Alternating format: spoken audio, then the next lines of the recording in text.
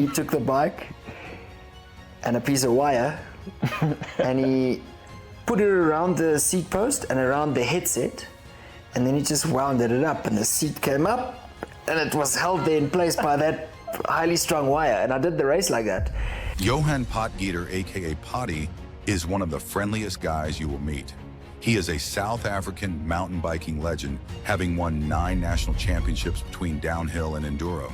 He has multiple wins and podiums at events in Europe and has been racing World Cups for over a decade. So the fastest barrister in the world. Pottie is also one of the top MTB skills coaches in South Africa, hosting multiple youth camps each year. But it does not end there. He has his own coffee shop brand and is now a lines coach for the YT Mob downhill race team. I just set my goal that I wanted to be world champion one day. That's 2,000 euros for the whole season. For 5.5 months. Tell them what happened to our gazebo. We bought a gazebo from Argos as well. We put the gazebo up, obviously to have some shelter from the rain. Went up for a practice run and we came back and no more gazebo. And as he puts the thing on, there's just this massive explosion, sparks everywhere. This guy jumping out the way shouting, Jesus fucking Christ! We were so tired, I remember, and we just looked underneath the van, saw the exhaust was lying on the floor, and we were just like, oh, let's just sort it in the morning, you know, like, let's go to sleep. But I definitely think if I had proper pre-season, let's say for 2-3 years in a row, that I could have been a top 20 rider. And I just remember him going into that hole, completely dead stopping, looking at us and going, in his American accent, wow, that's penis. Now that you've seen the ins and outs of a big team, how much difference do you think it makes being on a team like that?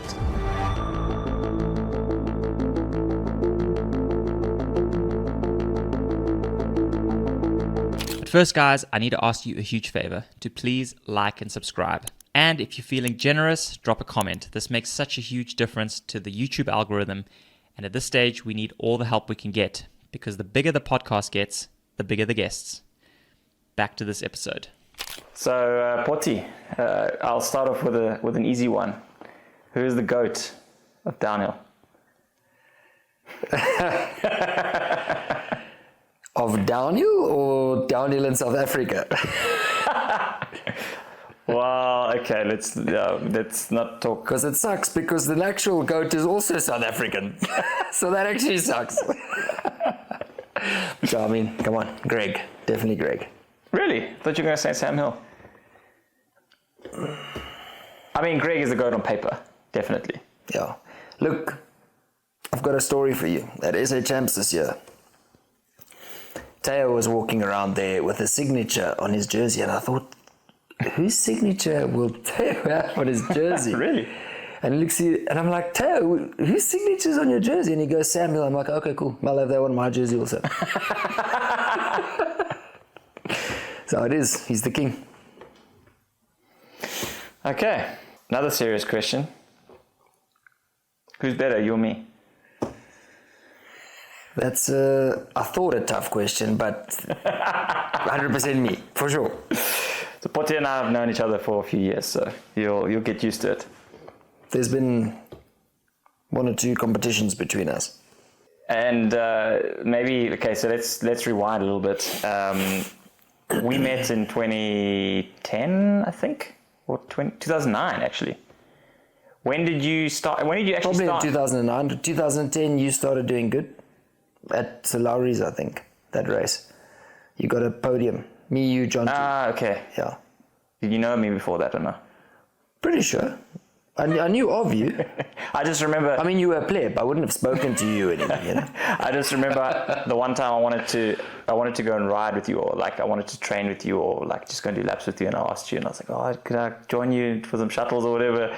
And you were like, oh, I'm so busy, sorry. I can't do it. I mean, come on. Oh man, so yeah, that's yeah. Well, things have changed, so now it's the other way around, or? Yes, now I want to ride with you the whole time, and you're too busy. No, but so before, I mean, rewinding even further back, it's like when did you start? What was your first year, and like how did you actually get into downhill? Because I mean, unlike now, where we're actually in Leergang, where we've got a nice bike park behind us. Back in South Africa, it wasn't the case. It was a bit of you had to take a shovel and. No, we had Magic Forest.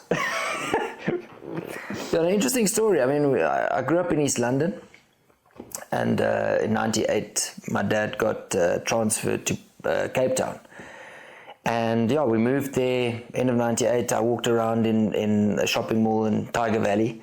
And in CNA, I saw a mountain bike action magazine, and I was like super intrigued by this, because even in East London, I like to ride my mountain bike, which is just like a supermarket mountain bike, you know, around. And Pacific Blue was my favorite series, that show with the cops and the bicycles. Oh, I watched that thing religiously.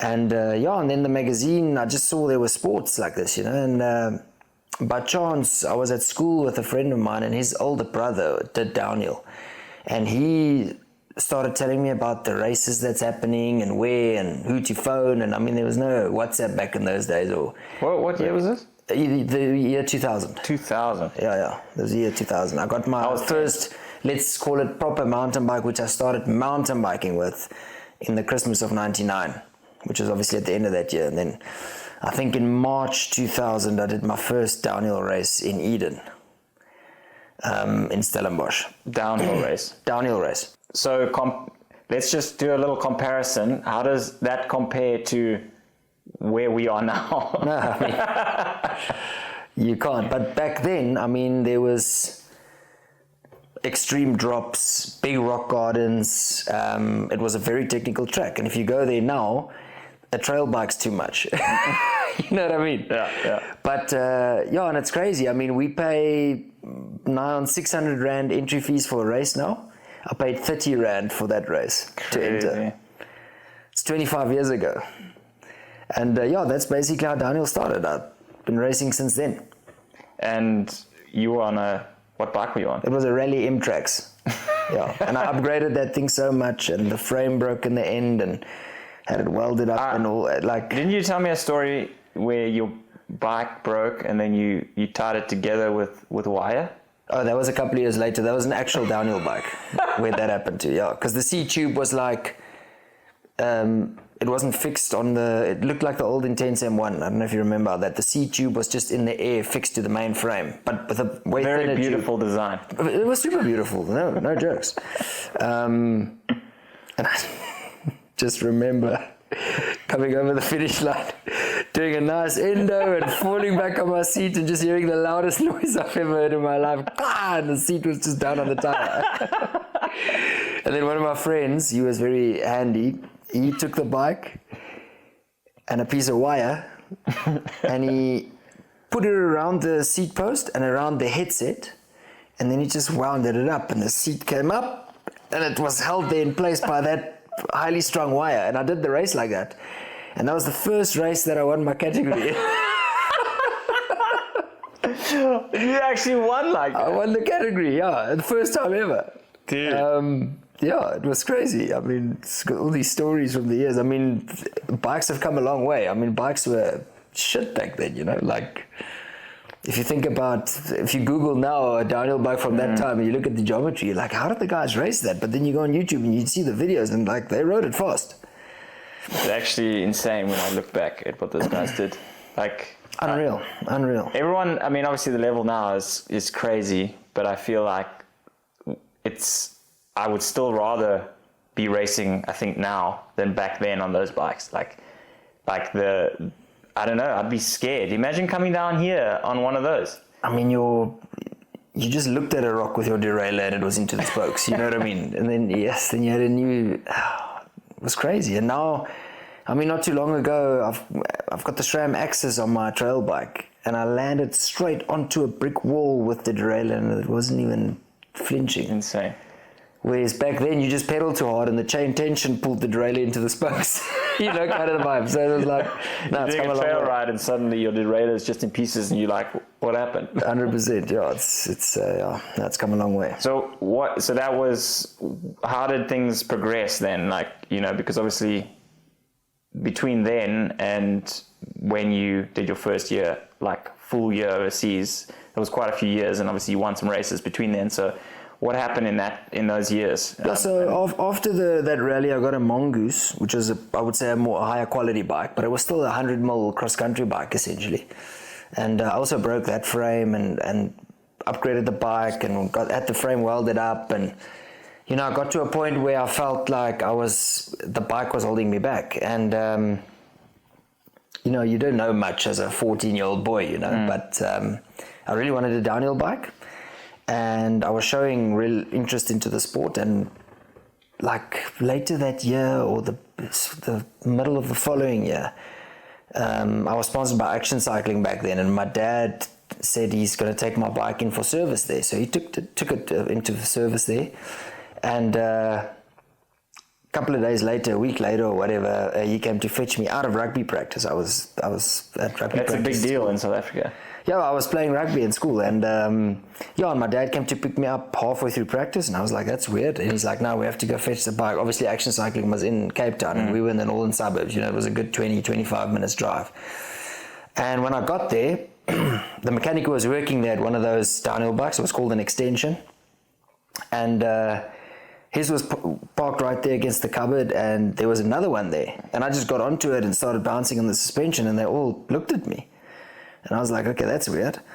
And I saw this bike at the same tires as my Mongoose on, and I was like, okay, that's weird, but anyway, And then I was like, it's got the same crank as my bike. And then I clicked. My dad had gotten me the frame, and they built the parts over, and I've got a downhill bike now, and I was so happy about it. And then my first downhill race, then I did my first, this was in 2003, and at the beginning of 2003 I did my first national. My mom drove me up to Pretoria at Harties, where we recently also kind of raced, and I remember coming third last overall there. It was crazy track to meet, rocky, steep. I beat 2 sprogs, that's all. It was a horrible trip. And the end of that year, there was the last national in Turkey in Cape Town, and there I actually did pretty well. I was like, I can't remember actually what the result was, but it was like top 30 overall or something as a junior. And I would say since I got the downhill bike, my riding sort of exponentially increased then, because it just allowed me to, get a bit better. And the following year, 2004, I actually, at the end of 2003, I got this thing where I thought to myself, okay, I got to start training, So my downhill bike was the only bike I had. And we lived about 7-8 kilometers from a place called Magic Forest, which was the only, let's call it riding spot near where I stayed. And I could pedal there on my bike. It wasn't, I would say, officially a mountain bike spot, but it wasn't frowned upon to ride there. You know what I mean? People were riding there. And there were crazy steep uphills, and I pedaled up those things with my downhill bike. I remember tasting blood in the back of my throat. And, you don't know, you just push as hard as you can, and seeing double getting to the top, and I had to chill there for 20 minutes before I could do it downhill. And and at the beginning of that following year, we had a race there at Magic Forest, and I won by far. And I was so surprised, and one of my friends, Darren, to this day is still convinced that I took the wrong route, and I know I didn't. I was gonna say Darren had something to say about that. Yeah. Darren, if you're looking at this, I didn't take the wrong route. Anyway, so that was it. And then the first national that year, I got a 5th overall, which was obviously now a really good result, So then I started building further on that, and that's just how it happened. The year after, 2005, same thing, won my first national that year as a final year junior at Zevenwacht. And the year after that, I won my first SA Champs, 2006, my first year elite in Pietermaritzburg. And then it just progressed from there. And then, 2009, I won SA Champs again. 2010, that's obviously when you started doing well. And and then our story begins, So when did because I know you went overseas, was it 2005 the first time? So my first time overseas was World Champs as a junior, 2004 in Leger. And then the year after, I was still a junior, but I raced my first World Cup in Villingen in 2005, and then the weekend after that in Schladming. Okay. So that was my first 2 World Cups.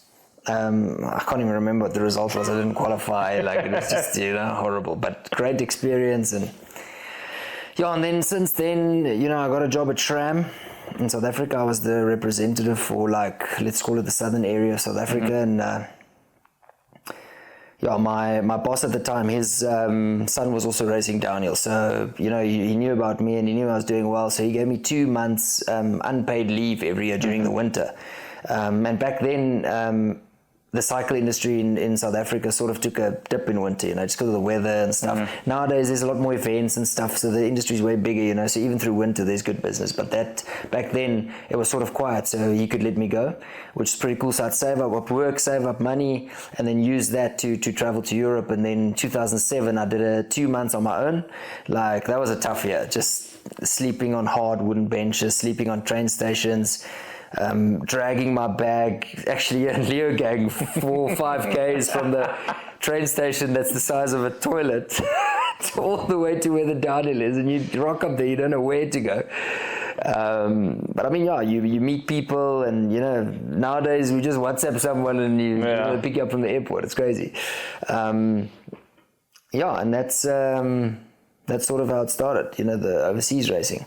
Was there a point, or was it just kind of a slow evolution? When did you think or know, like, this is what I want to do? I want to be a pro downhill racer. I would say almost from the start. Like, I enjoyed mountain biking so much, and I couldn't picture really doing anything else. And it's all I dreamt about. And that also takes me back to the youth camps now that I do, because I can relate to how those kids feel and how they, they're on holiday now and they just want to ride their bikes, and that's all they want to eat, sleep, and just ride bikes every day. That's how I felt as a kid. Like, if I was every year for my birthday, I wanted my dad just to drop me off at Eden Forest in Stellenbosch, got a backpack full of water and some snacks, and I just wanted to go ride there the whole day, push up, do sections, just ride my bike. That's all I wanted to do. And I just set my goal that I wanted to be world champion one day, and it didn't happen yet. Still trying. Well, I mean, Greg won world champs at like 39, I think. So. Yes, but he also won a World Cup at 19, so a bit of a difference there, and a couple in between. That's sort of, that was my goal. And, thinking back, is there anything I could have done different? Maybe could have tried harder to make some more money. Somewhere along the line, but then again, the more money you try and make, the more time it takes from training and riding. So, that's where I've got massive respect for you and what you achieved. But I'm happy with how far I came in my career. Yeah, I mean, kudos. And So, we met.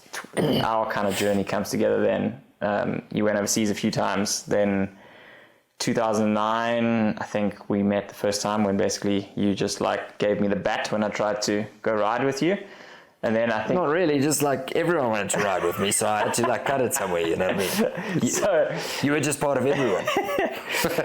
Well, obviously you gotta aim for the best. You want to be the best, and you were the best in the country at that point, so... Yeah, I wanted to ride with the best, and here comes this guy... that no one's heard of.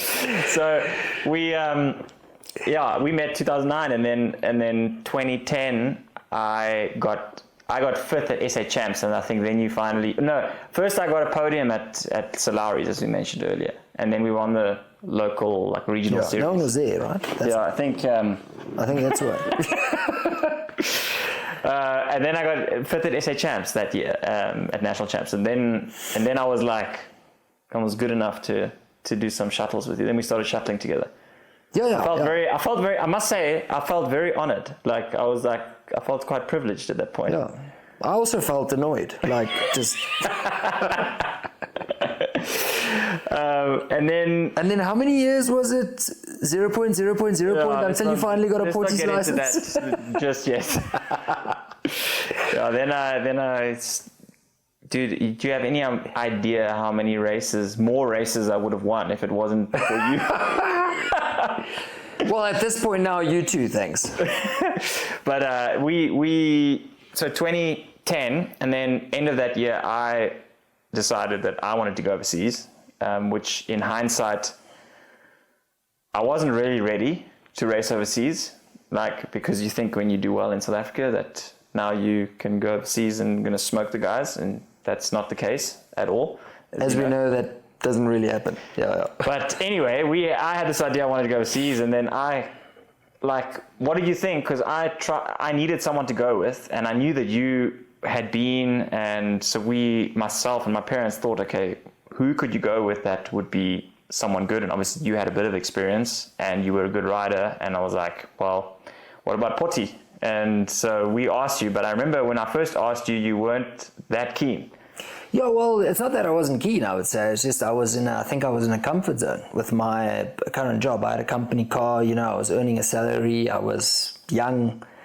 To all of a sudden just throw a life-changing thing in front of someone, you're like, whoa, what's this kid doing, And then, I spoke to like one or two people, and then I was just lying in bed at night thinking about the situation, and it just took me back to my dream and my goal I had. And I thought to myself, if I'm going to make it one day, then this is my chance. And that's when I made the decision to hand in my resignation and then go to you guys and say, yeah, let's do it. Because, you guys would have supplied the van, which happened, and I had a couple of contacts, people where we could stay, and knew more or less how to get to the races, etc. So, it was like a good combo, I would say. And, it was a good year in the end. Dude, this was a wild year. Wild start. We had a lot of adventures, but let's just, so talking about the van I think cost about £5,000 if I'm not mistaken. £5,000. It was a 1994 Peugeot Talbot, for anyone that knows about anything about cars. And we had a budget. I made a budget. So I was at that point, what was I, 20? I was 20, yeah. Yeah, you turned 21 on that trip. I turned 21 on that trip. At the McDonald's. And you turned 24 on that trip. Well, I was 24 which is crazy because now I'm 34. I'm 38. like what? Anyway, our budget, my total budget, excluding the van, was 40,000 Rand per person for 5.5 months in Europe. It's like one race now. Like, does anyone, any Europeans that have been, that's just ridiculous. That's 2,000 euros for the whole season. For 5.5 months. And that is for food, race accommodation, entries? Race entries, bike parts, tires, lift tickets. How did we make that work? I don't know. They always say there's not much inflation in Europe, so I don't know. But fair enough. It probably was about 13, 14 Rand to the euro back then. It wasn't 20 like now. But still, it was. We ate. I remember we ate pasta and tomato sauce. Rice and sauce. Anything 20p jam. We weren't very nutritious in the beginning, to be honest. So we get this van, and we're in the UK, and our first trip was to Fort William, which you will, I'm sure, remember. Absolutely. First of all, we got kitted out. We got 8-pound sleeping bags from Asda. Was it Asda? Argos, sorry. 8 pound, which we never washed once in the 5.5 months that we slept in the van. Disgusting.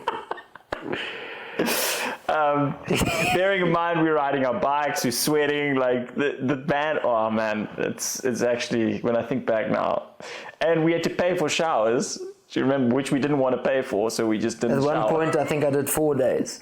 I think we did it more than once. 4 days. And it was like 2 And riding every day. And riding, but in cold. We didn't really sweat that much. Fort William. Well, yeah, Fort William, fair enough. Well, we went to Fort William. Okay. When did the car break down? On the way. Okay, when was the first time it broke down? On the way to Fort William. When we had the situation with the battery. Was that the first? On the way there still? Yes, already on the way. So this story. That's when we had to rev the van to get it past the air bubble. No, but we didn't know about this yet. No, we didn't know about the bleeding. Oh, yes. We just figured out that if you revved the shit out of it... No. I remember. We drove to Fort William first. No, we drove to... your aunt. Not Fort William. No, we went to Fort William, then back to Glencoe. Oh, to Glencoe. But when we got to Fort William, that's when the problem started. The first time the van wouldn't start in the morning. Oh, it started. So we started the van and then it died. And then we tried to start it and then it took ages and the van just wouldn't start. And then eventually it started. And then we figured out that there was air in the fuel system. But we didn't know how we could solve this, but we just knew the first swing in the morning, it started. And then you had to build momentum in the engine to get it past the air bubble. Tell the viewers. So, bearing in mind, we're charging our cell phones and laptops and whatever on the battery. So every morning we would need to start the van, even if we were sleeping in it, we would need to start the van to charge the battery. Yeah. Of course, now we're in a place like at a race, for example, where there's a lot of other people camping. You start the van and rev the crap out of the van everywhere. And I remember the one day, so I started the van. We were in Glencoe, and I put my foot down, and then you'd hear the air coming into the system going, and it like almost dies, and then it went past, and then it would go again. And then Pottie, you tap me on the shoulder, and you're like, Stefan, just look out the window. No, that was in Fort William. And I looked out the window, and I couldn't see the other cars. It's just black, and everyone's like going like, what's going? And it's now 8 o'clock in the morning, and we just like, and it's so loud. Tell them what happened to our gazebo. We bought a gazebo from Argos as well. It was what it cost like $10 or £15 or something. Super cheap. And then at Glencoe, the weather was so horrible. I mean, the race got cancelled in the end because a table flew into a car's windshield. But yeah, we put the gazebo up, obviously to have some shelter from the rain. Went up for a practice run, and we came back and no more gazebo. And when I say no more gazebo, couldn't even see where it went. And then it was down in the valley, right? Far, and we just left it there. It was about 200 meters away from the car. And the Australian guy came to us and just said, "Yo, mate, it's down there." And we were like, "What?" Dude, like we had it for like not even a day. We used it for half a day. Yeah. And this was our first experience, like together in Europe. Like this was our first thing. We went up there. And we went to Fort William, and we were there for 2 weeks. I think we rode one day in 2 weeks because the lift was shut every day because of the winds being up to 147 kilometers an hour. Yeah, so it's 80 miles an hour. And it was pissing rain for 2 weeks straight. And I remember we went to Glencoe. I think we did 1 or 2 runs. Yeah, and then they cancelled. They cancelled. We were just like, what's going on in this place? I remember the reason they cancelled, the wind was so strong that it blew a wooden bench, across the parking lot into a car's windscreen. And then they were like, okay, we should probably cancel the race. Yeah. And obviously, needless to say, I don't think Fort William went very well for us. Certainly not for me. I don't know how you did in Fort William. Can you remember? I can't really remember. I just remember I'd have to go on thinking that I dislocated my shoulder about 6 weeks before that, which wasn't ideal. But I remember thinking that if this is downhill, then I don't know what I've been doing, because like that was one of the hardest races. I mean, 5 minute track after riding rough in South Africa. Coming from South Africa and straight into your first proper long World Cup track experience is an experience. It's like a different sport. Never mind the conditions. Yeah. And I didn't have any, not that you need mud tires there, but we didn't have like mud tires and spares, and I had one wheel set and one set of tires that was on my bike. It's a different sport.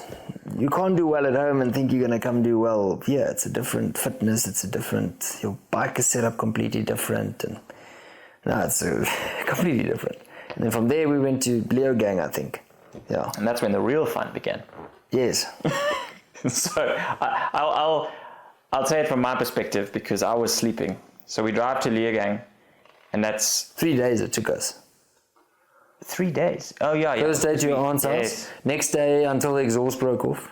Don't spoil the story. Oh, sorry, you're telling a story. Yeah. So it was my aunt's house. The first day that was 8 hours, and then we drove to Dover. Took the ferry. Did we take the ferry up? Yeah. Took the ferry Through France into Germany. Then we driving through France, and now by the time we got there, it was late. You were driving, and it was like 1 or 2 o'clock in the morning. No, we were already in Germany by then. Weren't we in France?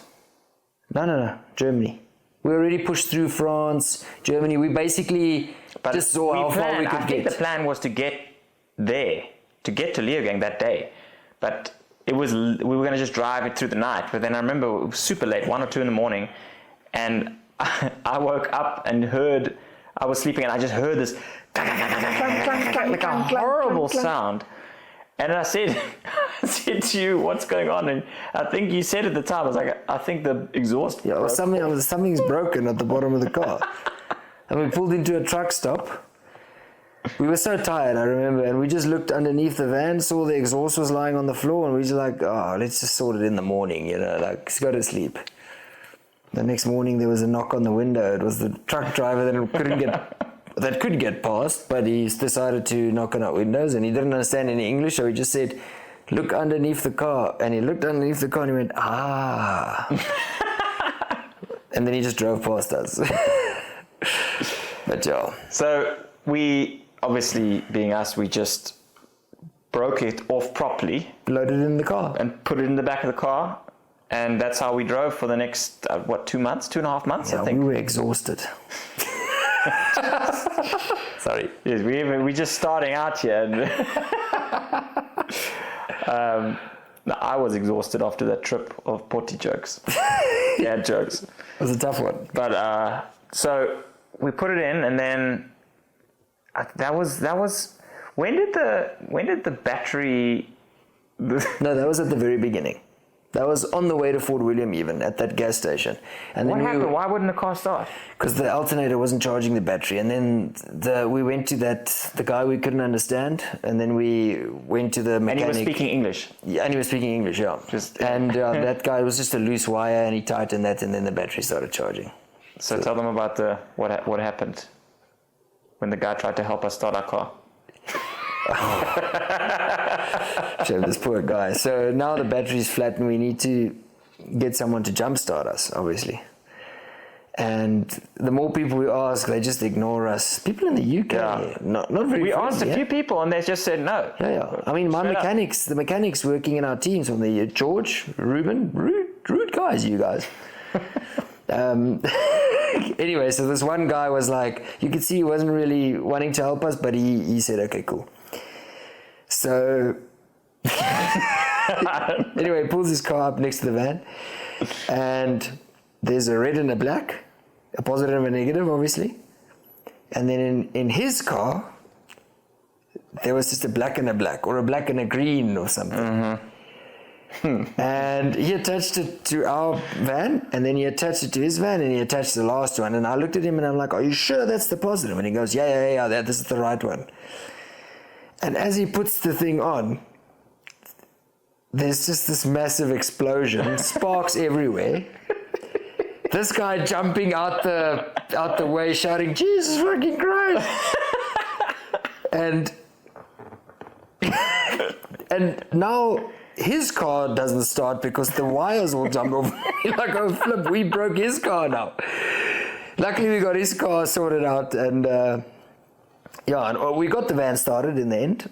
I think with his help we just swapped around the things. Yeah, but luckily we sorted him, and he drove off, and we could luckily drive to the mechanic, and he sorted us out. But that was a very, very funny situation. Well, not at the time. Let me tell you, not at the time. Afterwards, yes. Like foreign country, like. And then people think like, mate, this is already we've already had all these things go wrong in the first trip, basically. Yeah. Just to Fort William and to Leogang. Like, that's all we did. 4.5 months left. Well, it's just getting started. So we went to Leogang, and I remember you qualified in Leogang. Was it that year? I think you qualified on your silver mongoose. Yes. You got 52nd, if I'm not mistaken. Yeah, something like that, yeah. Which was, at that, I mean, back where then... we met Jack Norton. Was it that? Oh, no, that was that was a couple of years later. You didn't start that early. Oh, okay. No. Okay. Yes, sorry. Yeah. Dak. No, sorry. That's a Great couple of Dak. years later. That's a couple of years later. True. Actually, a lot of years later. Sorry, I'm confused now. That's where we were hanging with the Australians. Yes. What are their names again? Mick and Stu. Yes. Yeah. How's the boys? And then I can't remember all the races, but I can say after that, I don't know where we were going, but first of all, our van, it was very cold at night because it was Europe in summer, which is basically worse than South African winter, and it wasn't very well insulated. So we just decided to duct tape everything. Like we duct taped the window frames, we duct taped the vents, we duct taped everything. Just to insulate everything. Do you remember, you want to tell them when one of us drove under a bridge that was a little bit too low? One of us. Yeah, we drove under a bridge that was too low, and the two air vents at the top it was the loudest sound ever. Just smashed off. We thought the whole roof was gone. Yeah, and then we had two open vents. So we took pieces of tarp, cut them out, put it over, and we duct taped that closed. We literally just tarped. And every now and then it would come open, and then you had... So on the highway, I remember we driving, and then just and then you had to stop and duct tape the whole thing again. and we just left it. Like, we even sold the van like that with the top. Like, I mean, where do you get those things? You know what I mean? Yeah. Do you remember so we, at this point now, we'd figured out about the air and the fuel, and that we could bleed it. Your uncle showed us the bleeding. Yeah, it's like a little pump. Yeah, so every morning we'd bleed it, air out, and then the van would be fine. But every now and then, it would just randomly die. In traffic. And normally in traffic, as it would happen. And then someone had to run out, bleed it in the middle of the street, and get it going again. It was super embarrassing. Picture this, you're like in an intersection, and there's cars everywhere, backed up in both directions, and suddenly this old crappy van stops in the middle of it. With a UK number plate. And then one guy jumps out, pops the bonnet, is like pumping, and diesel is pissing everywhere. And Literally pissing everywhere. Literally pissing all over the street. But I mean, we got the process quite fast at a stage. We got like really tuned in, you know? We had our little eight waiting there, yeah. Waiting on the dash. Man, it was like crazy good times, honestly. actually. Do you remember what about the fire in the glove box? Yeah, the glove box started smoking. Oh yeah. Okay, so rewind. We had another problem. Is that first of all, I don't know why, but the rear lights and the front lights of the car were on a separate switch. So already there'd been some sketchy stuff done to the van before we got it. But then I remember we kept blowing every time we had the lights on and the windscreen wipers at the same time. We kept blowing fuses. Yes. And obviously in Europe you have that quite a lot because it rains pretty much constantly. So we got new fuses, put it in. Blew again, until we decided to override the problem. With a lot of tinfoil. We just shoved tinfoil in there. And made it work. But the tinfoil, one time we were on the highway and smoke starts coming out of the glove box. And the tinfoil got so hot that it started burning inside the freaking glove box. Yeah. And then I don't think, like, we literally just put it out and then put the tinfoil back in and carry on going. That thing just worked, yeah. No, we made it. I mean, Gary from Suspension Center, he in the end helped us with a friend of his to weld the exhaust system back on. In Switzerland, we got someone welded our exhaust for free in Switzerland. We gave him a box of chocolates, remember? Yeah. And I just remember it being way quieter. Dude, the thing sounded like a freaking truck the whole year. Yeah. But you got used to it. But everyone knew us, I feel like, that year, with that van. Everyone knew that van. They heard us coming.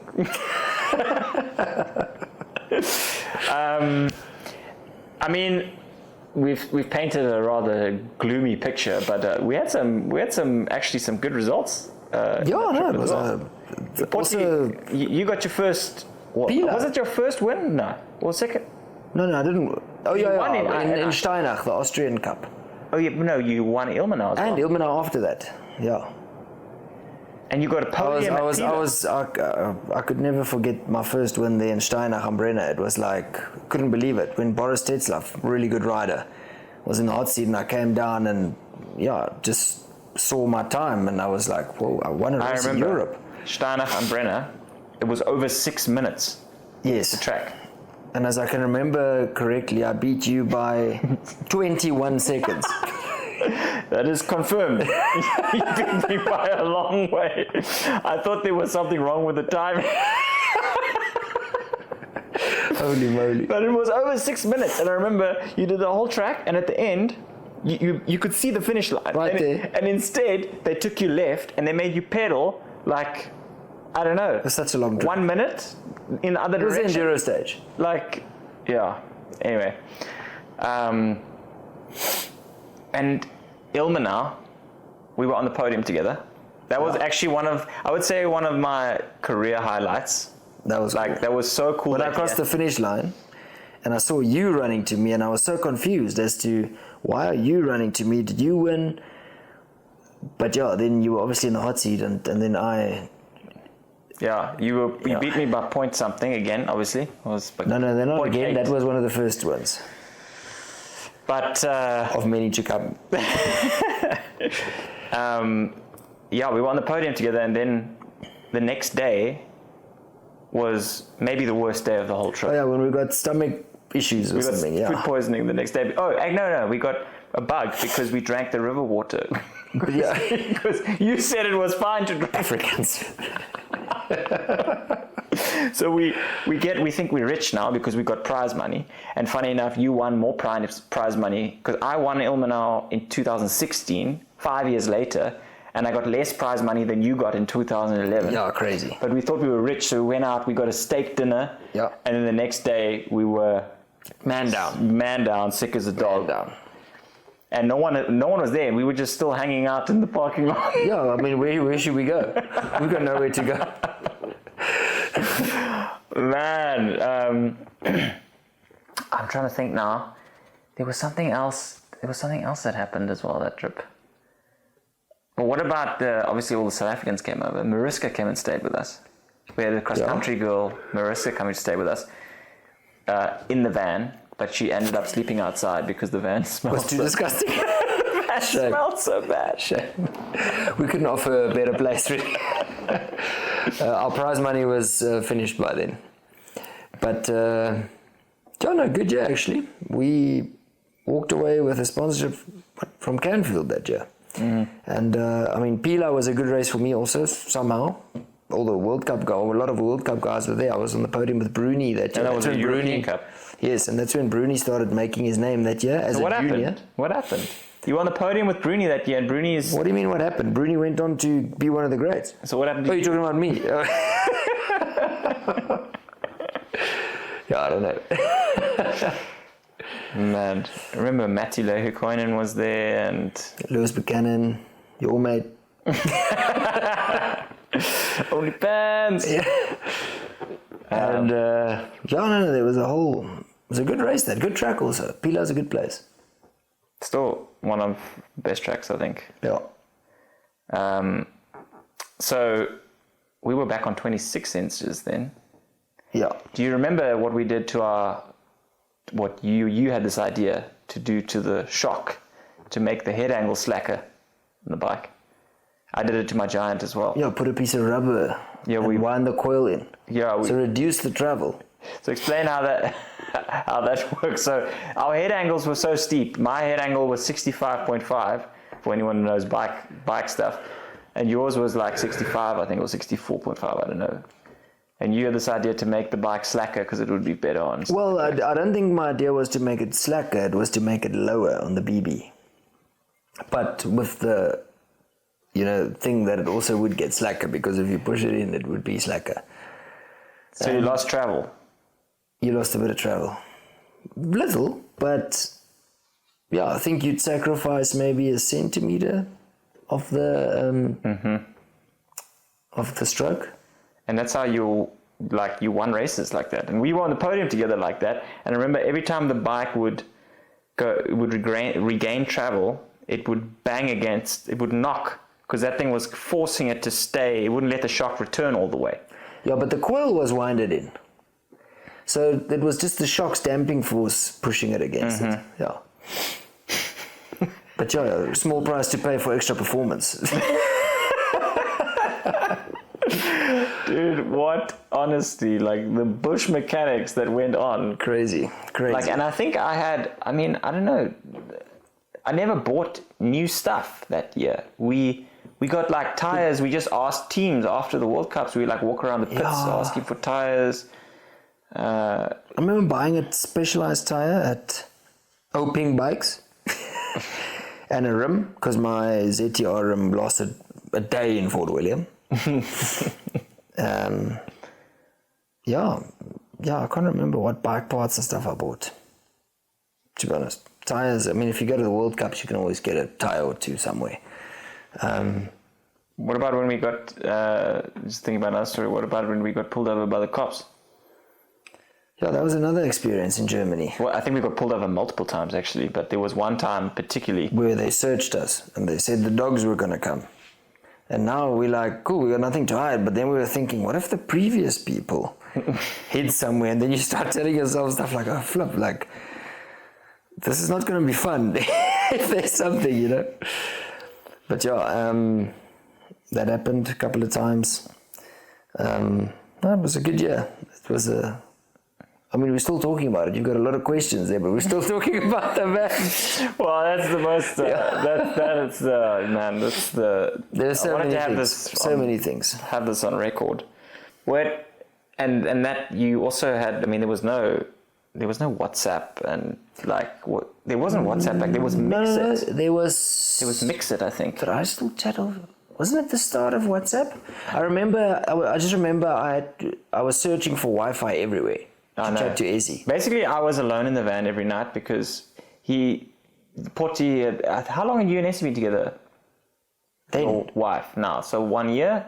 You weren't married yet, obviously. Yeah, a year and a bit. And obviously they wanted to talk to each other every night. So every night they would go and chat. I don't know how much it cost. I mean, how often did you and Melina chat?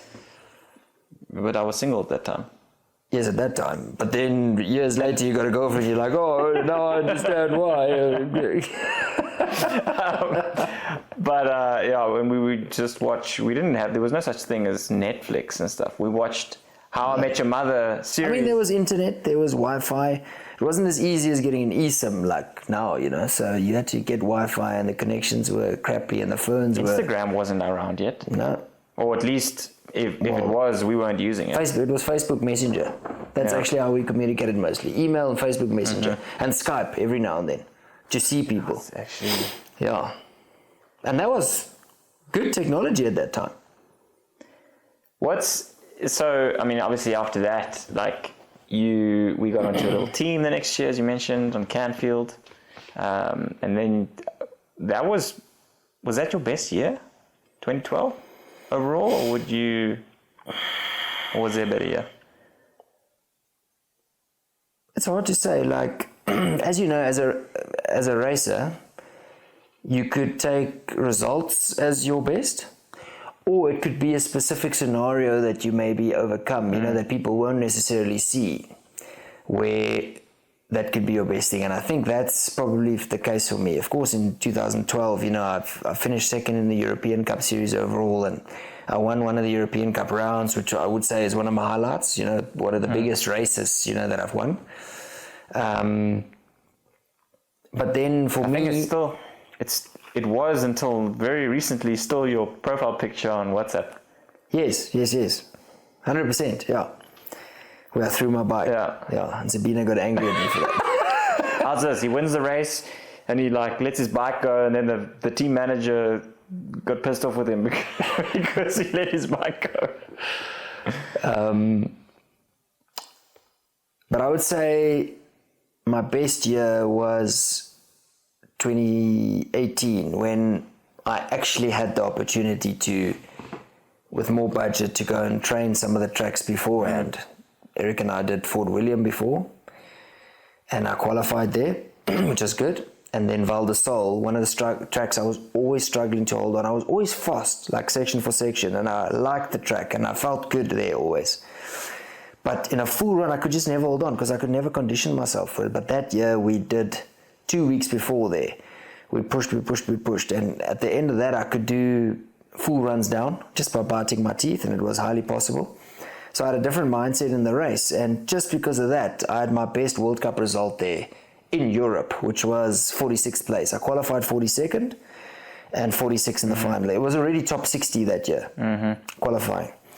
And I mean, that was the year it rained. Yes. In qualifying. I've never seen so much fear in a start area. Everyone was quiet, like you could see, like there was just fear. That was, stress. I would say that's probably I don't know about you, but I would say that is probably the gnarliest like timed run at an event that I've had to do. Yeah, definitely up there with some of the hardest. I mean, the thing is that whole scenario, you know, that track in the wet and, you know, me trying to hold on in the race and making it through and then getting my 46th position out of, I don't know, 180, 160 riders that was there was for me just a major achievement. I mean, to the normal rider out there, it might not mean much, but for me, that was to have that opportunity. I mean, if you look at the top riders now, they do hundreds of runs, written down telemetry, pre-season before it starts. For that race, we went there the 2 weeks before, because the week before they closed the track. We were there together. Yes, you were also there, yeah. And we did 2 full hard days, 1 off day, and another hard day. So it was actually just 3 days of riding. And that resulted in what happened there.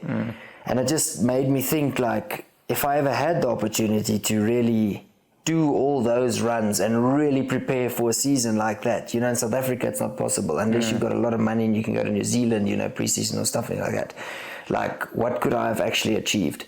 You know, like, realistically, I don't think I would have ever gotten to the top, probably. I mean, I would have tried for sure, but I definitely think if I had proper pre-season, you know, preparation and training, let's say for 2-3 years in a row, that I could have been a top 20 rider. I have no doubt about that. But I mean, it didn't happen that way.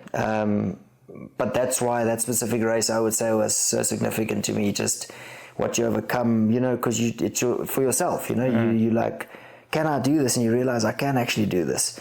You know, we always paint these big name pictures in front of yourself, and you see the guys on track, and yeah, they're good, but you also realize they're just humans.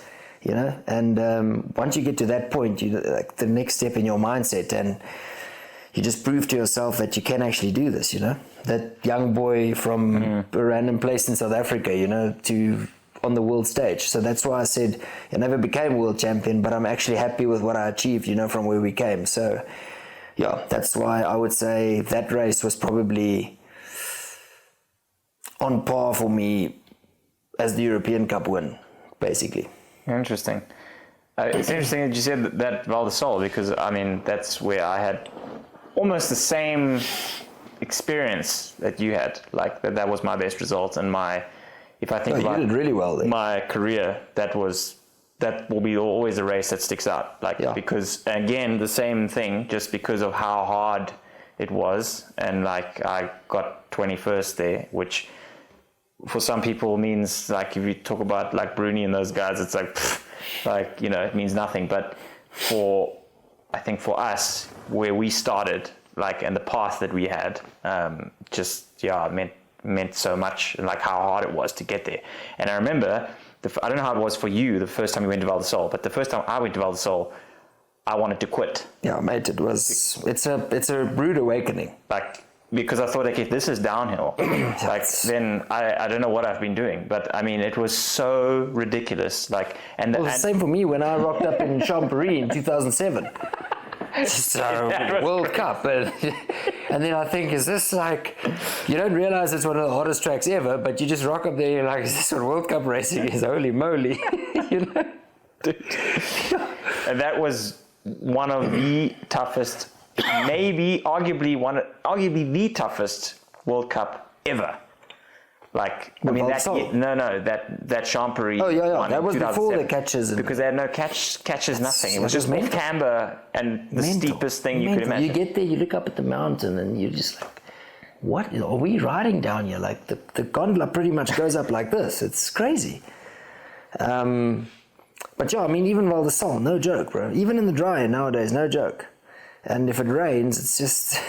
It's even now, I mean, it's obviously the track's gotten a bit more bike parky over the years, but it's still, I would say, probably the roughest, probably the gnarliest, still the gnarliest track overall. Val d'Isle, I mean... Yeah, no, look. There's a couple of tracks, obviously, that stand out as difficult tracks, like Fort William that 1 year with that forest section. Basically, the forest section. That was like the hardest... 2017 Fort William forest hardest section. 20 seconds you'll ever ride. You know what I mean?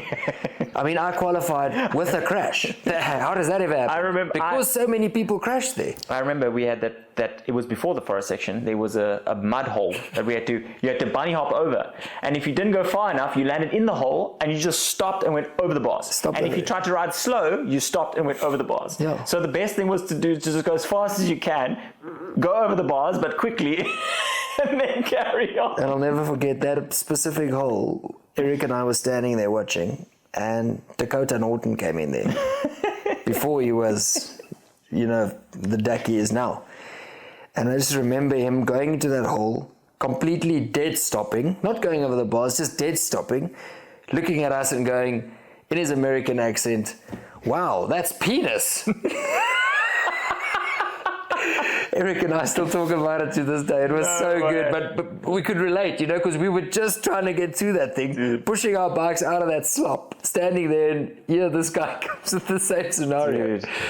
That's the only time, actually, because we both crashed in qualifying, and we both qualified with going over the bars in that hole. Yeah, that's how many people crashed there. It was I told myself that if I'm going to crash in that section, just pick up your bike as quickly as possible and keep on racing to the finish. That's what I did. And I made it, I think, 79th, 78th, it was still top 80. And but still made it in with a crash. Normally if you crash, it's game over. But it was game over for a lot of people in that race, so you just had to keep going. It's not often you see in that wood section afterwards, you remember you saw guys like Troy Brosnan coming through, like basically sitting on his seat, 2 foot paddling through the ruts. It was insane. It was just like Danny Hart, Rachel Atherton, it was a gamble. You'd go in and see what happens. Except I think Greg won that race, and he just rode it like he nailed it, as far as I remember. Yeah, he was good.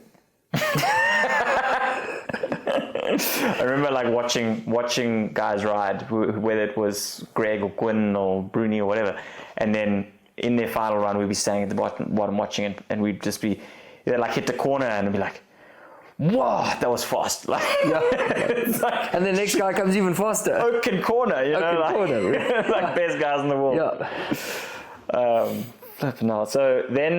So after, would you say 2018 was your best year? Do you think? Well, just like I would say, overcoming certain things and proving to yourself. You know what I mean? Like, I don't think there was I've had highlights, but I mean, there was a couple of good years, I would say. Look, I never did full series. And, besides my 2012 European Cup series, or I've never done a full World Cup race series. You've never done, Mont-Saint-Anne. Yeah, I'm literally going to Mont-Saint-Anne for the first time this year as a line spotter. Dude. I'm really excited about that. See if you can do some course sweeping. Yeah, maybe the sea, Yeah. That and then how does that compare to you won 9 national championships? So how does that rate against winning a national champs? Because for me personally, even though national champs means nothing in the big scheme of things over here, I still feel that for me personally it was something special. Well, yeah, because it's so hard to win one. I mean, it's not a European race, of course, but if you think it's easy there, try and win it. It's very hard. Of course, there's not 200 fast guys, but there's a handful of fast guys, and they all want that jersey. And it's different. The tracks are different. Like it's a completely different style it's a of different racing. style, yeah. And you know, my first 3 SA Champs that I won when I was younger was like, okay, cool, I won the race. Yeah, I won a lot of nationals at that time. Like back in those days, if I had a good run, I knew I'd win the race. But then obviously through the years, you get people coming up and challenging you, and you know, things start getting harder. And then for a whole bunch of years, I couldn't afford to go back and forth to Europe, you know, to go back and do South African Champs. And then the first one I did then, so I think the last one I did was 2011. And then only in 2016 when we went to Pietermaritzburg on that other gnarly loose track where you won. And I was second. And then the year after that, 2017, in Mankele, when I won my 4th one at the age of 30, I thought, you know, like, my days are basically, my best days are behind me. And so I was like, you know, so that's when I won. That was really special to me, because I just proved to myself that I'm 30 already and I could still do it. Now I'm like 38 and I'm still, you know, like, if I knew back then, like, you're actually really young still, you know what I mean? And yeah, and even the one in Yonkazuk, the COVID year, just like a month before COVID struck, that was quite special, the 5th one. Yeah, and then 2 enduro ones in between. The enduro ones were really cool to win, and I was really confident that I could win them. The downhill ones are definitely way more special to me, you know. So, like, the last one I won in 2023 in Sabi was 2023, 3, right before my daughters were born, yeah. That was really special at 37. You know what I mean? 36. Yeah. 23, yeah, 36 years old, yeah. And just when I crossed that line and they said it, I'd won, and I knew I was getting twin girls later that year, and just that I'd done it again at that age. Once again, not that it's old, but it's just like life happens, you got different priorities, you know, and like, it's just, yeah, super special. And that feeling, yeah, I mean, same with you, I presume, last year when you won that one. That must have been a crazy good feeling. Yeah, so a lot of the SA Champs wins, I would say, come really special. You know how many times, like, think about how many times we've been on the podium together at SA Champs. Either you winning and me being second or third, and vice versa. Yeah, there's a couple. I think there's, I don't know, I need to calculate, but it's like there's a couple 7 or 8 times at least. Yeah. From 2010, the first time, I got 5th and you won. And then I think it's like pretty crazy. Yeah. And then you and Tian battled it out a couple of years. Yeah. Those are the years when I wasn't there. I was in Europe at that time, and then from 2016 onwards. It's like, I must say, you probably, I would, overall, through my whole racing career, you will be my biggest rival, because we always raced against each other in South Africa as well. But you're probably my biggest strength as well. Well, I'll still tell people the same thing. The reason why we stayed on top of the game for so long was the fact that we trained together and did all those time runs always together. Because we'd push each other to levels where people shouldn't really get pushed to. To be honest, we did some stupid things sometimes. I mean, we stayed good, you know, like competitive. Yeah. I mean, even to this day, like, you know, those days of us training together, that often's over, but that level of racing is still with me. To put it into perspective, this year at SA Champs, you know, I won the national overall this year still. And at SA Champs, even though I was 5th, I was only 1.7 seconds behind the winner, all top 5. So I was still competitive with the guys. And this year, I literally trained almost nothing. Normally, I do pump track intervals, preparing for SA Champs, being ready. This year, I almost did no training. I was working hard in Cape Town. When I was home, my daughters were keeping us busy. I mean, it's cool, you know, but it's hard to get a training structure. But yet, I was still competitive because of what we did back in the day, the training, the competitiveness between us, etc., etc. Of course, the aftermath, I was way more tired. Like, I got sick and I was, you know, but you still had that performance in you, which is really cool. But yeah, that's I mean, I told a lot of the juniors that I train back home now that are thinking coming to Europe, some of them have been to Europe. I told them, guys, don't. I know some of you are competitive with each other and you're not friends with that guy because, he's your competitor. But no, like, become friends, train together, push each other. And in 2 years from now, no one nationally is going to touch you guys. Trust me. Yeah, and also when you come overseas... Except me and Garlicky. And also when you come overseas, they're not your rival anymore. You need to help each other, like, because then you're taking on the world. Like, and I felt like that. 100%. When you hear all of the South Africans stick together because you need to, like, it's the level is so high, you need to, absolutely, use that to push each other forward. And talk to me about the journey with YT and, how you got started with them and then moving into now the role that you have now and not racing, not racing World Cups, but like doing you're doing quite a few roles now, like barista, lines coach, dropping rental cars back at the airport. Jen's shopping bitch. trolley bitch, sorry. Yeah, so at the end of 2015, it was basically after 3 horrible seasons of me having scaphoid injuries, and I started riding good again after that time. And Eric was looking for a teammate on Team Racing Dudes back in that time. And he asked me if I would be keen. And I was like, yeah, for sure. I mean, I was looking for support in Europe and, for the racing. And then, that's basically how it happened. So from 2016, we raced together. We did a lot of races, Eric and I. And we started working together with YT. I helped him a little bit on the testing front. And he's majorly busy with testing. I mean, he's one of the best... test riders in the world, in my opinion. And it's not just me saying that. There was a couple of guys saying that. His attention to detail and, the extra work he does and the extra trouble he goes through to really give the best feedback and shock tunes or whatever the case might be. It's incredible. And but it makes him really busy. So, so we started working more and more with YT. We started going to the press camps, because we could ride good, we can talk a lot, we can talk good to the guys. So we always had a good time with the journalists. We went to Portugal twice on the new JFC press camp, on the new Capra press camp, and they were all good, and we enjoyed it a lot. I'm pretty sure the journalists enjoyed it with us also. So we started working a lot more with YT. I mean, Eric's obviously the test rider. So that's how the journey with YT began. And then every year, something different would come along and we'd help them with this or be involved with that. And then Team Racing Dudes, the name got changed. So basically, Martin Whiteley ran the program of the YT mob. Mm-hmm. And YT was just the main sponsor. But then at one point...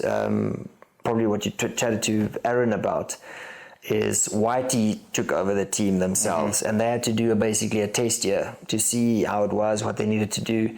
So then they used us, Team Racing Dudes, but then it became YT Racing Dudes. Mm-hmm.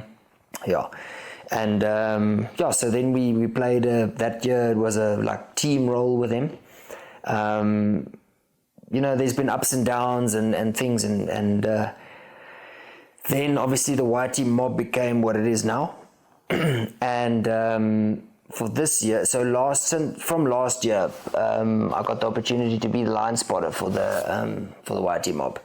And later in my career, World Cup's becoming really brutal. You need to do riding full time really if you wanted to race World Cups, to even be remotely competitive with those guys. So I thought to myself, it's a really good opportunity. It's in the line of coaching, which I enjoy doing. I mean, I coach back home, I do youth camps, I coach riders, from beginner to advanced. And I really, really enjoyed it last year, and building the relationship with the riders and, using my knowledge to put it in. And this year we're just continuing that thing.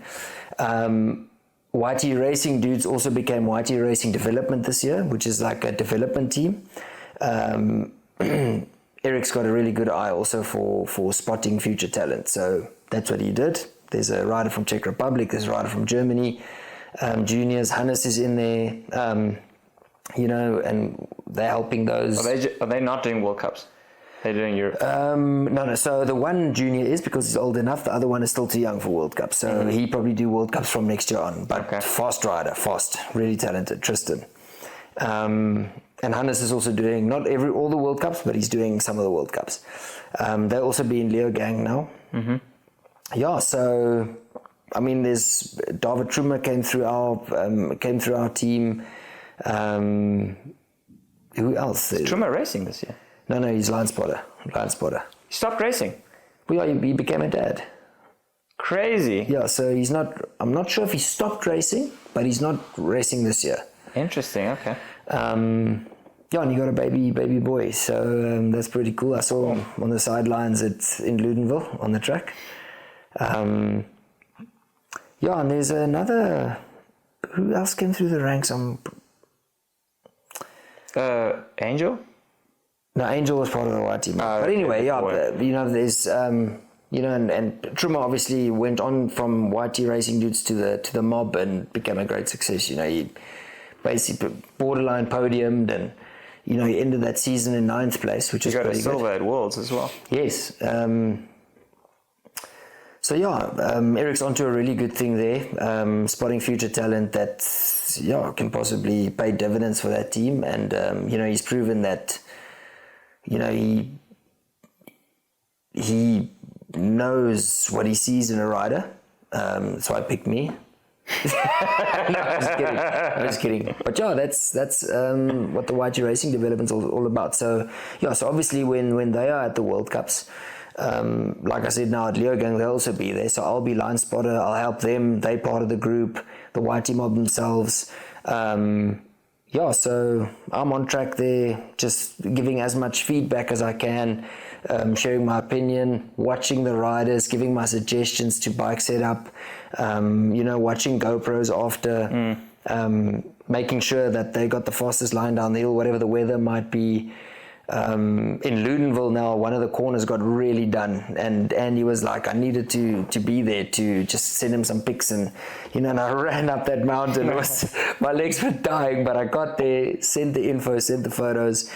I told him what I think he should do and how he should approach the corner, and they ended up having good runs. So that's in the end, we're all there to support each other and get the best out of our riders.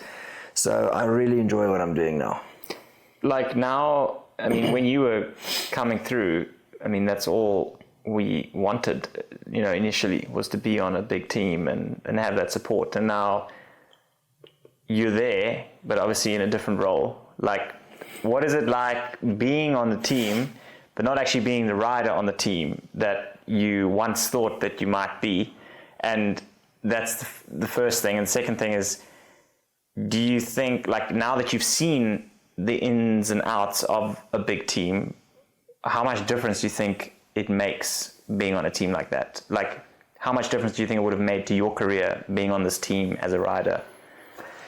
Yeah, look, it's first of all, for me, being there and not being a rider, I have to say it's actually, I enjoy a lot what I'm doing. I'm not enjoying it because I'm not a rider there. I'm just enjoying my position there. I mean, being a rider on a team is tough. I mean, you've got pressure on yourself, pressure to perform. Doesn't matter, like in Poland, when it's snowing at the start, Shane Valley has to go up there and she has to deliver a good race run in minus temperatures, and it's super tough. And the tracks is dangerous, and you know what the speed's like nowadays, and it's definitely tough. And I have to say that pressure of getting your bike ready in the morning and when it's cold and stuff, I don't really miss that. I miss the actual riding and the racing because I'm a competitive guy. I like it. But now I can go there, I make my coffee in the morning, I get ready to go up on that track and assist the riders because I was one. So I know exactly what they feel. I know exactly the feedback I would have wanted when I was on the track. And I just try and share as much of that knowledge with them, as possible. So I have to say, I really enjoy where I am now. Of course, when it's a really good track, like in Ludenville now with the dry conditions and this, I'm like, I really wanted to be on the bike now. It would have been sick. In Poland, not so much. I was happy to be on the side of the track there. But I mean, of course, riding's my first love, and that was my dream. But as you know what riding in high school, you just think of like, oh yeah, sick professional racer, but it's not always as glamorous as you think. It's hard, really hard. It's a disciplined lifestyle. You got to do a lot of the times things you don't want to do. But the name you build for yourself opens up a lot of other opportunities, and you have to be real to yourself. You can't race forever.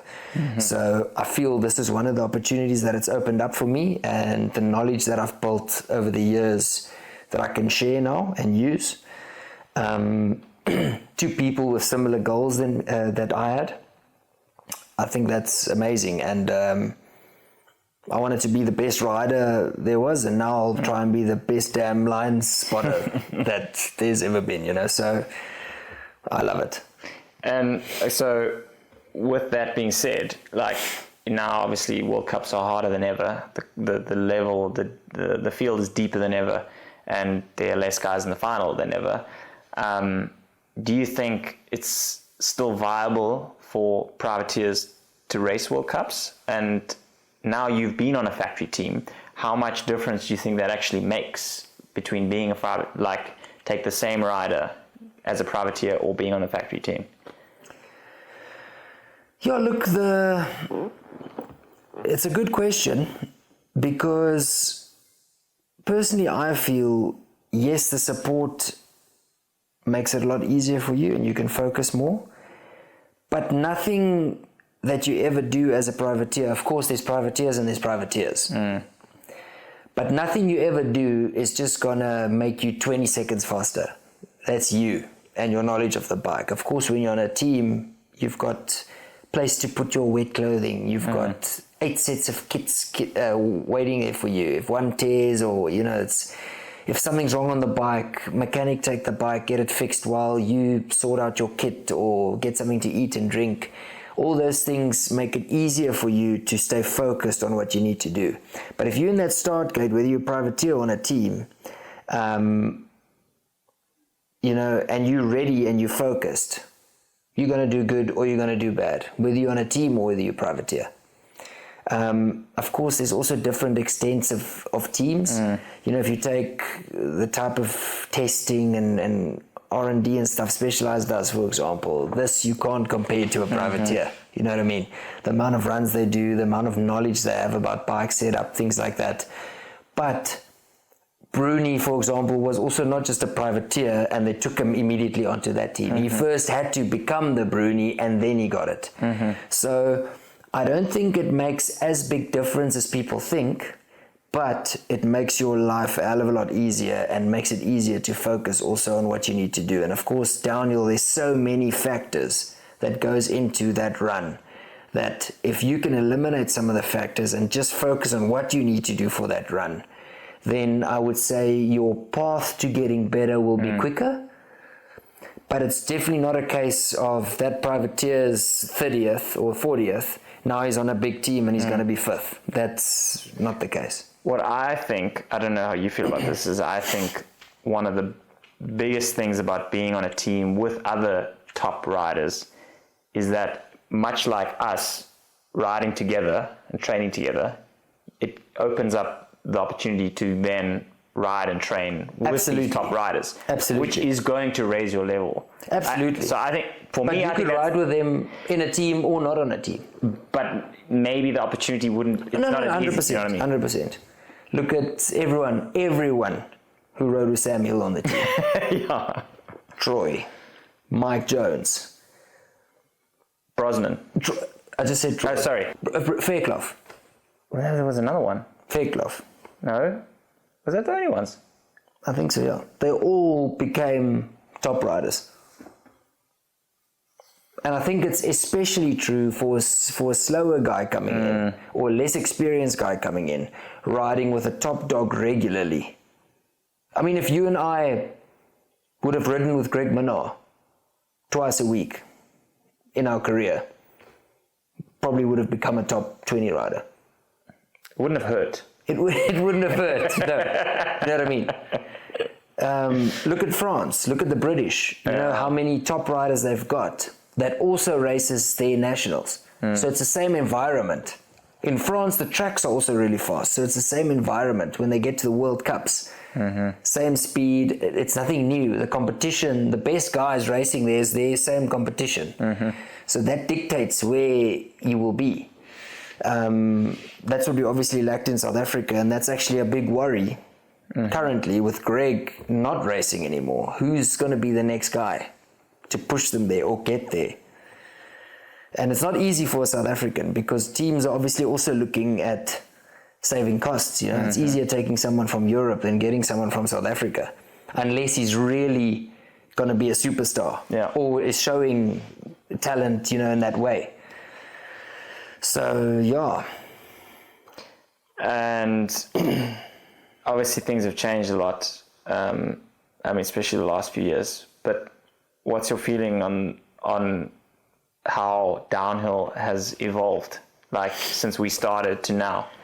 Do you think are you for it, against it? Because I'm not sure, to be honest. No, I'm also not sure. It's obviously cool to watch. That's why they're making it like that. I will say Q1 and Q2 that's cool as a spectator to watch. Yeah. But I think... I mean, as a rider to an extent, because you've got a second chance. But it's a second chance for a top 30, not a second chance for a top 60. I actually said, I remember years ago, I sent Martin Whiteley an email when he was still very involved, and I sent him an email about a last chance qualifier because I thought it was crazy that you have one qualifying round, and if you have a flat, if you have a crash, anything, you fly across the world and then you can't race. And so I thought that was cool, but obviously now it's top 30, and not just that, but the field is way deeper than it was. So what I think is a bit of a shame is that there were times where someone would qualify 55th or something and could literally get a top 10 or get on the podium in the race, but now they don't get the opportunity because they don't get to race. There's the funny thing to me now is like how people are so disappointed not making the qualifying. And I'm like, dude, well done today. Oh no, I didn't qualify. Yeah, but you were 35th. It's ridiculous, I know. No. But you should actually be happy because it's a really good result. But of course, you're not in the final. That's where you want to be. So it's understandable. But it's just like, if I was 35th, it would be my best result. Still didn't qualify. You know what I mean? But the level is so insane nowadays. Look at Poland, look at Ludenville. How many previous winners not in the qualifying? That was scary. That was actually crazy. When I saw like guys like Laurie Greenland not being in the final. I was like, what? Like how? Matt Walker. Crazy. It's insane. What is it? But so that's the one side, and I understand. But sorry, just before you go on, I've also had a conversation with Reese in Ludenville about how fast and dangerous the tracks are now, and I have to agree that it is becoming very dangerous. And I'm also sort of want to say that I feel like they should go a bit more back to more tech slower tracks. People don't get hurt as much. It'll still be exciting. You crash more skill. You crash, but it's softer crashes. Yeah, but you don't crash at 50k an hour into a rock garden. I mean, of course, it can still happen if there's one fast section or whatever, but it's just like more tech also.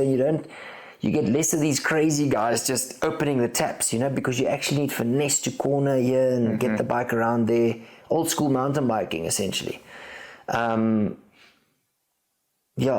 But the crashing's a real thing. Like, people are getting hurt. Look at Ludenville. I mean, you had to be absolutely open taps. Look at the crashes in the women's. It's crazy.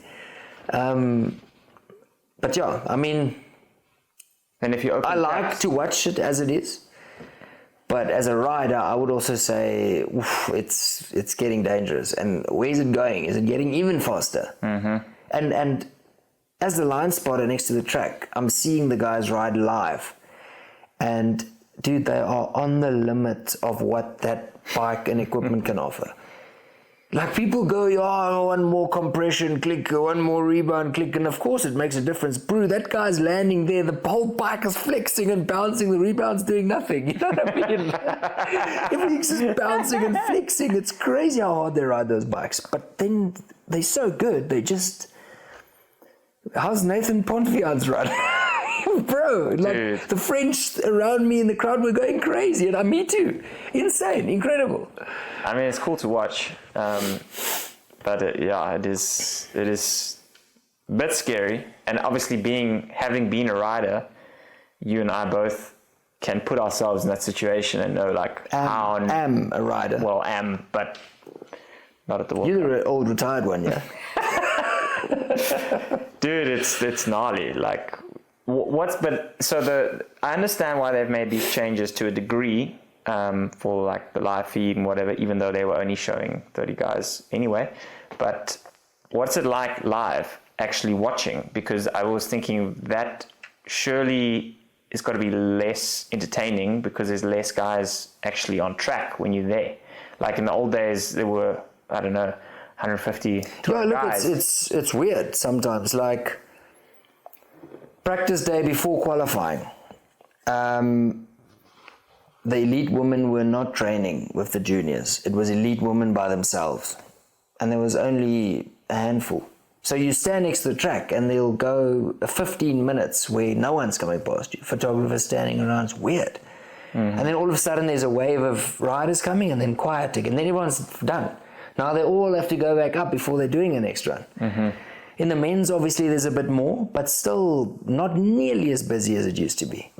Yeah, because I think... as a spectator, that must be, not ideal. Like, look, race day is still quite busy. A lot of spectators. Do you think it's, in the last couple of years, do you think there are more spectators now or less? In France, it's hard to say. There's still a lot of spectators at the races. Some events, there were definitely less. I don't know if they advertised less or whatever the case might be. But...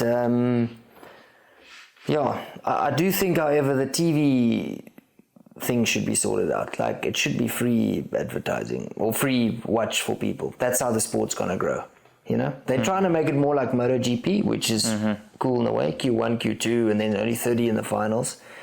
And then the top 10 takes long. It's 4-minute gaps because they want to show the whole run, you know? And that's what Discovery now said they're proud of. They're showing more than Red Bull. But I feel like Red Bull showed enough. There was a lot of action. It was never boring to watch. There were 3-minute gaps, so it was a bit shorter, quicker to see the next rider. Not that it's bad. No, I mean, Ludenville was action-packed. It was an action-packed race. So I think it's more the behind-the-scenes things, you know, like people getting access to watch the race online or whatever, internationally to grow the sport. But the less riders there, I think, makes also sense in a way. The tracks get beat up a bit less. They still get beat up. They will get beat up still because there's still 80, 100 riders, elite men, and 30 women, and how many juniors doing 5-6 runs each. So it's still hundreds of runs going through that track.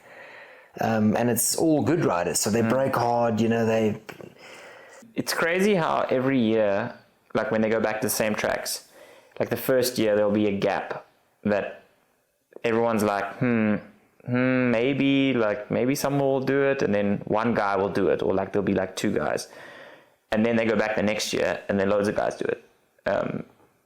But nothing's changed actually. Like it seemed, I don't know, I wasn't there, but in Ludenville this year, like that big huck off the stall wall, it seemed after the whoops, it seemed like loads more guys did it this year than in previous years. Yeah, because the level's just so much higher. And now with the equipment also, there's just a bunch of crazy guys. I was there when Ronan tried the first one this year, like overshot it by 3 meters, straight through the camera crowd, everything. It was just, everyone was creating this corridor to go through. But in the end, it was better actually not to jump it. Really? Yeah, I thought they just didn't jump it in final because of the wind. You land to get inside, to get for the next corner better. Because if you centered, it was super, your bike was so out of control trying to get braking and it got rough, see? And you had to get on the inside of the grass there, otherwise you couldn't do that next corner in the right line. So that's why they would have sacrificed that, let's say, bit of speed in order to get that next section better. And I guess that's what you would gain from having someone like you there to like time sections. Well, yeah, I mean, I was overhearing Specialized also. His guy was specifically telling the guys. I was suggesting not to do it. He was telling them to not do it. Because of, I don't know what, the wind or just, it was such a hard landing that to keep control of the bike, you know, and they also time it sometimes, you know. I also time sections. So you could actually see what the difference is between, let's say, a guy jumping it or a guy not jumping it. But you time it to the next section to actually see the speed. And also with the bike trying to get control of you trying to lose that speed, what are your chances out of 10 times to make it good every time? And for a World Cup, the track just gets worse and worse. So you want to make sure you get that good every time, you know? So that would have been the strategy for that thing, I would say. It's a big huck. It's a big huck. Massive. Yeah. Even if you get it smooth on the landing, it's a hard landing. Have you raced Ludenville? No. Okay. Who do you think right now is, I mean, not the guy necessarily of it that's winning necessarily, but who do you think is, who impresses you the most when you stand on the side of the track and watch at every race? Interesting question. Every time Bruni comes past, it's art on a bike. The way he rides and the way his bike works and the way he works with the bike, it's just art.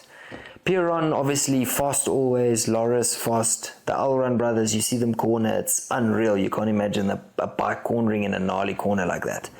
They're just super good riders. I would say that in terms of impressing me, you know, that definitely. I think now that Jackson's won again, it's going to be a turning point in the season, because if you look at how he did that bottom section, and not even Piron had an answer for that, tells me the fact that he's so light makes it way easier for him on steep tracks, because he's also a good rider. So he would have had to do damage control at the top. And if he wasn't too far back, the bottom would be his playground. Because if you're that much lighter, the tires don't roll at that speed, there's less pressure on the bike, and he's able to ride like that. I mean, look at those bottom corners. It's unreal how fast he is. Unreal. I think... And there's some steep tracks coming up, you know, so it's going to be interesting to see what happens. There's a lot of good guys now, but I personally think that if nothing goes wrong with Jackson, I think he will be the future of like the staple guy for the next years to come. That's going to be the guy to beat, I think. I mean, could be wrong, but no, it's obviously highly likely. All the Bruni, Piron, all these guys are going to retire at some point. Like they're all quite a bit older than Jackson, it's highly likely because he's already winning. That was his third win already at 20, 21. Crazy. It's insane, actually. And he's got a long career, and he's not going to get any slower. So, barring luck on his side, you know, he's going to be the man to beat. I don't think the Frenchies are going to let it go easy. There's obviously a lot of tracks that plays into the more powerful riders' hands. Bruni, Piron. As we know, if they get excited, we see some crazy stuff. So you watched how did Gwyn look on track in Ludenville? Very good. He was, some of the sections that I timed, he was the fastest, and I was super surprised. And it just made me think. I was standing there with some other line scouts, Steve P, Joe Smith, and I was like, crazy. Aaron did the slower line essentially in this section now, and he got the same time as the fastest time in the Foster line that I timed. And they're like, oh, that's crazy, that's crazy. And I'm like, let's not forget, the guy won 20 World Cups in 5 years. He knows how to carry speed. So it was really good to see that. And a lot of people I spoke to was like, yes, it would be cool to see a Gwyn come back. So, I don't know, he's still not hanging around, he was in the final and pretty much going fast, so it was good to see. I was, I filmed with him recently, obviously, and it was really cool to like kind of get to know him a little bit better and like see under the hood. And I really get the impression that, after that, I really believe that he can still win. Like, he still believes he can win, and I think that's the most important part. And when I rode with him, like, you can see like how he's still super confident on the bike and stuff. And I think he's just had a lot of unfortunate circumstances, and I think people are very quick to. When he told me about all the injuries that he went through, like the little things that happened, it was just like back to back to back. And I just thought, like, such a gnarly sport. I was like, what the hell? Like, at some point I was like, why would you even want to keep racing after all this? Oh, really, Stefan? After all those injuries, why would you keep racing? Tell us. But yeah, it would be so sick, because through our career, through the main part of our career, he was the main guy. Like, incredible. He did stuff that we can't explain. Like, and like, obviously, I don't know where he ended up, to 19th, I think, in Ludenville, but which is not amazing. But I think, given the fact of how much time he's had off, bro, everyone who was in the final were fast. I think, and he made a big mistake. He would have been further up if he hadn't made some mistakes. So but it's once again a boost of confidence. It's all you need sometimes, and it would be so sick. It would be sick. Like, man. It will Actually, it will be hard. Worlds. Because there's Worlds guys in Champery. There's guys who... It will be hard, for sure. But when the Frenchies get excited and old Jackson likes riding his bike, it's hard to go that fast, but it would be really cool to see. Brew, last question that I ask all the guests is, what does success mean to you? I think almost the same as what I explained about the 2018 in Val di Sole. Just like when there's something super tough for you and you almost think that you can't imagine yourself getting that right, or overcoming that, or beating that person, or whatever it might be. To the person out there, it might not mean much, but if you overcome that and achieve that, I would say that's success. Not everyone can become the world champion one day, but everyone has started somewhere and got to somewhere. And if you could measure that from everyone, it would be interesting to see who got the furthest, you know what I mean? For the normal riders who didn't grow up in Whistler, for example. I was just thinking that. I was like, well, it would have been interesting to see where you would have got to if, or you or I, for that matter, would have grown up in Whistler, got picked up by a team early. Yeah. But it didn't happen that way. So each guy has his own story. It's a lot of people will go, "Why is that guy still racing World Cups?" Yeah, but it's his own story. He's trying to be the best he can be. If I look back now and I count everything that I got right on a bike and from where I came, I'm really happy actually as to what I achieved. And of course, you will always tell yourself, we're competitive, we driven, and you always tell yourself, maybe I could have gone further, or maybe I could have gotten more. But life also happens. And I think it's also how you overcome that in the journey forward. In high school, you're just like, I got to train a lot. But it's not as simple, you know what I mean? Can't train when your collarbone's sticking out, So there's, all these factors. And, if you can really, I think the not giving up thing is real. That's all my SA Champ victories. That's probably the one thing I can say is I never gave up. I was at any given moment not the fastest rider at a race, but you just keep on pushing forward and you never give up. And it will happen at a point. You know what I mean? I think there's a lot of power in that. Sweet. So, World Champs 2030? Yeah, I mean... Never give up. Greg Minot's age then. Sorry, Greg. Dude. Bro. That was sick. Thanks so much. That was awesome. Thanks, dude. Thanks for having me. That was sick, right? If you guys enjoyed this episode, please don't forget to like and subscribe and drop a comment and let me know which guests you want to see, and I will do my best to get them on. And to see more episodes, click the playlist right up here. That was iconic.